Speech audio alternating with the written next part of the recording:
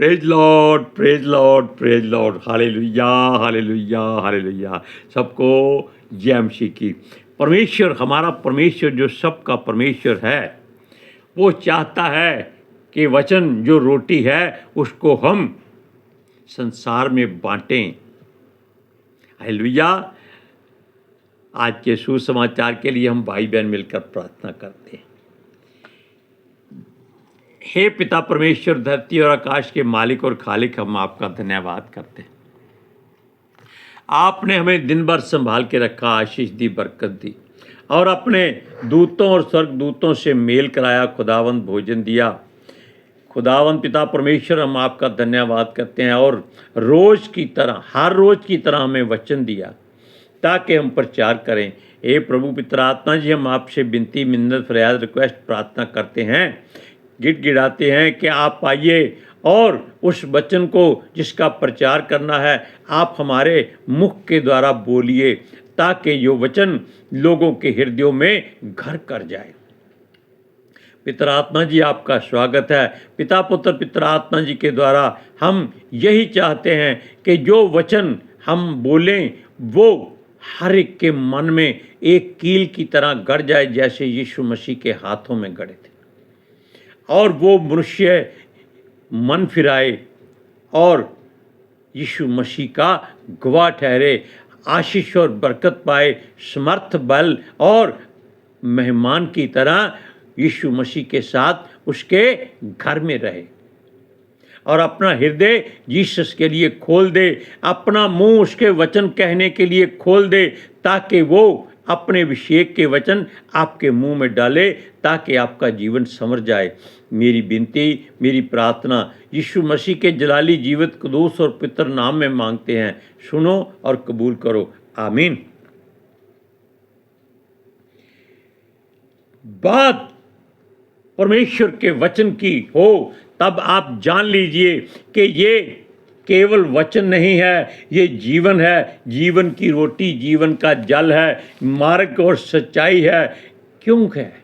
क्योंकि ये हमारे परमेश्वर की ओर से दी गई कुछ चेतावनियां हैं कि हम इसको बेकार ना करें, हम इस पर पूरा ध्यान दें, क्योंकि वो अपने वचनों को हमारे मुंह में कब डाल देता है ये हम नहीं जानते, लेकिन जब वो वचनों को डालता है तो सबसे पहली बात यही होती है, वो कहता है और चाहता है कि हम उस वचन को जो जीवन की रोटी है जल में डाल दें। जल का मतलब है कि इस संसार में फैला दें, 7 और 8 लोगों को भी दें, ताकि उसकी महिमा हो और हर एक जन जो इन वचनों को सुने मन फिरा ले और यीशु मसीह का गवाह बन जाए।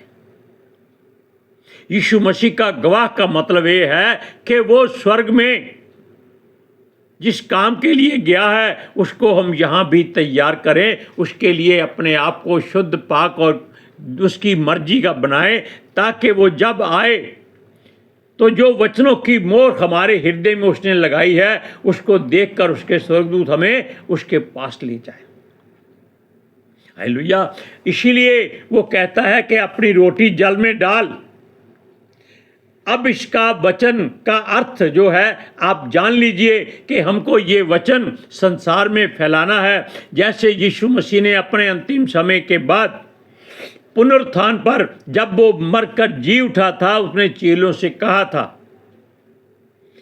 कि जाओ संसार की सारी जातियों में जाकर परमेश्वर के राज्य का प्रचार करो और उनको पिता पुत्र पितर आत्मा के नाम से बपतिस्मा दो। जो विश्वास करेगा वो अनंत जीवन पाएगा और जो विश्वास ना करेगा वो दोषी ठहराया जाएगा। अब विश्वास करने का मतलब है कि आप अपने हृदय में अगर उसकी शांति पाते हैं, आप दूसरों के लिए भी शांति का कारण बने और वचन को उनके हृदय में डालने की हर संभव कोशिश करें। लेकिन परमेश्वर की तरह आप कोशिश ना करें, क्योंकि परमेश्वर अपने वचनों को आपके मुंह में डाल देता है, लेकिन आपने उसके वचन को दूसरे के कानों के द्वारा डालना है। Praise Lord, hallelujah. सुनिए, क्योंकि हर इंसान जो परमेश्वर का अपना चुना हुआ या प्यारा है या उसकी उत्तम कौम से रिश्तेदारी रखता है, बिलोंग करता है, वो दूसरों को भूखा नहीं रहने दे सकता, क्योंकि वो जानता है कि परमेश्वर ने उसको संतुष्ट किया है और शांति दी है, विश्राम दिया है, चैन दिया है, चिकना चिकना भोजन दिया है और नित्रा नित्रा दाख मधु भी दिया है। इसके बावजूद कुछ बातें ऐसी होती हैं जो हमें जाननी बहुत ज़रूरी हैं, क्योंकि अगर हम कोई गलत काम करते हैं तो हमको मालूम हो जाता है कि ये काम हमसे गलत हो गया है या हमने जानबूझकर किया है। इसके लिए पश्चाताप करना बहुत ज़रूरी है। पितर आत्मा जी से ही आप अपने हृदय की बात करें, उससे क्षमा मांगें, माफ़ी मांगें, गिड़गिड़ाएं, क्योंकि पितर आत्मा जी दयालु हैं, करुणामयी है, अनुग्रहकारी हैं। क्रोध तो वो करते ही नहीं है। हाँ, उनकी दया अगर आप पर बनी रहे तो समझ लीजिए कि आप यीशु मसीह के नाम से पिता की निगाह में एक अच्छे इंसान बन चुके हैं। हालेलुया। सुनिए, यदि कोई मनुष्य परमेश्वर की मर्जी को पूरा करने में अधूरा रह जाता है, सक्षम नहीं होता, तो परमेश्वर उसके मुंह में वचन डालता है, जैसे बिलाम के मुंह में वचन डाले थे उसने, क्योंकि बिलाम गैर जाति वाला था और उस पर पितर आत्मा जी का अभिषेक भी उतरा था, लेकिन वो थोड़ी देर के लिए थे। लेकिन वो जिसको चाहता है कि सदा के लिए चुन लिया जाए, जैसे यिर्मयाह को चुना और उसके मुंह में वचन भर दिए और उसका मुंह बंद कर दिया। लेकिन कई बार, बल्कि हम कहेंगे केवल 2 बार, परमेश्वर ने अपने वचनों का जो केक है, केक जो आप जन्मदिन पर खाते हैं, मैरिज में खाते हैं या किसी अच्छे समय में खाते हैं, वो केक क्या है? वो पवित्र शास्त्र है, जो वचनों से भरा हुआ है, अच्छाइयों से भरा हुआ है, वादों से भरा हुआ है, रिश्तों से भरा हुआ है, प्रेम से भरा हुआ है, करुणा से भरा हुआ है, अनुग्रहकारी है और उद्धार करता है, मुक्ति दाता है। वो परमेश्वर उसको केक को किताब के रूप में आपके मुंह में डाल देता है। और ये पूरे पवित्र शास्त्र में केवल 2 लोग भाग्यशाली हुए हैं जिनके मुंह में परमेश्वर ने किताब भरी है। और ये किताब जब किसी के मुंह में परमेश्वर डाल देता है, अगर वो अपनी मर्जी से डालता है तो उसके मुंह में मीठी लगती है और पेट में कड़वी लगती है। लेकिन अगर वो किसी को कहता है मुंह खोल और ये किताब खा ले, तब वो खा लेता है तो उसके मुंह में वो शहद से भी ज़्यादा मीठी लगती है। क्योंकि किताब खाने का मतलब ये नहीं है कि कोई सचमुच में पुस्तक खिला रहा है, वो मनुष्य की निगाह में पुस्तक होती है, लेकिन असल में वो परमेश्वर के वचनों का एक संग्रह होता है जो कभी भी खराब नहीं हो सकता, नुकसानदायक नहीं हो सकता, बिखर नहीं सकता और आपको गलत मार्ग पर नहीं जाने देता, क्योंकि वो जाते ही आपके हृदय, गुर्दे, दिल, दिमाग, आत्मा, आंखों, कानों पर, जुबान पर, सब पर अपना कब्जा कर लेता है। हालेलुया। सबसे पहले परमेश्वर ने अपने एक नबी, जिसको वो कहता है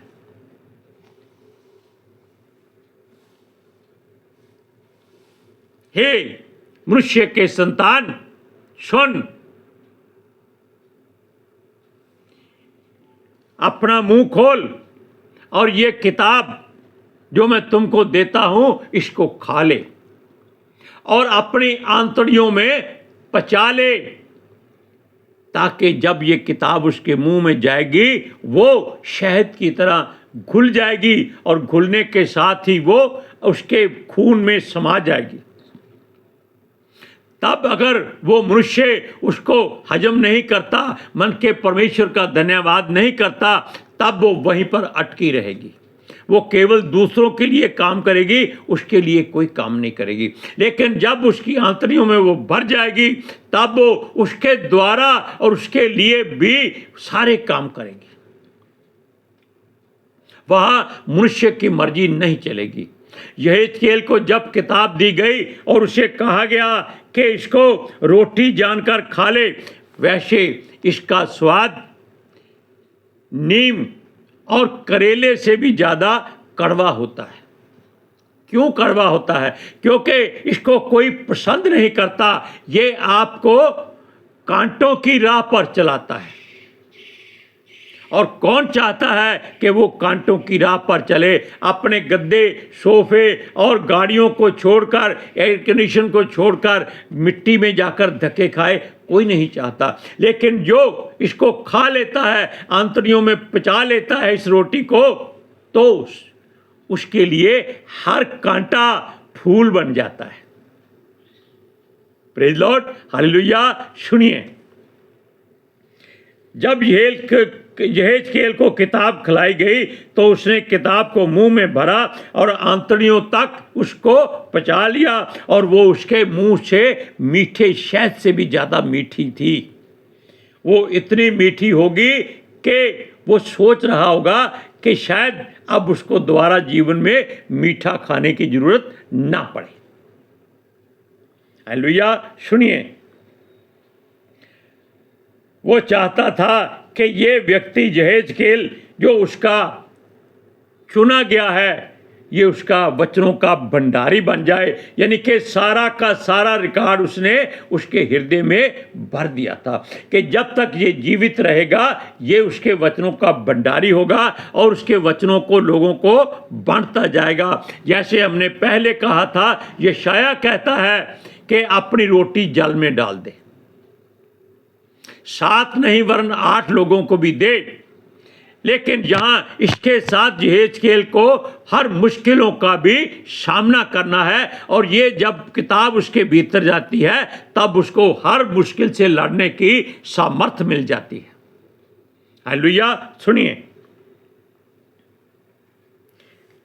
लेकिन परमेश्वर की इच्छा के अनुसार ही अगर ये सारा काम हो तो परमेश्वर का ज्ञान उसके द्वारा लोगों में बांटा जाता है। इस वचन को पढ़ते हैं, यहेजकेल की पुस्तक 3 अध्याय उसकी 1 से 3 आयत तक। सुनिए,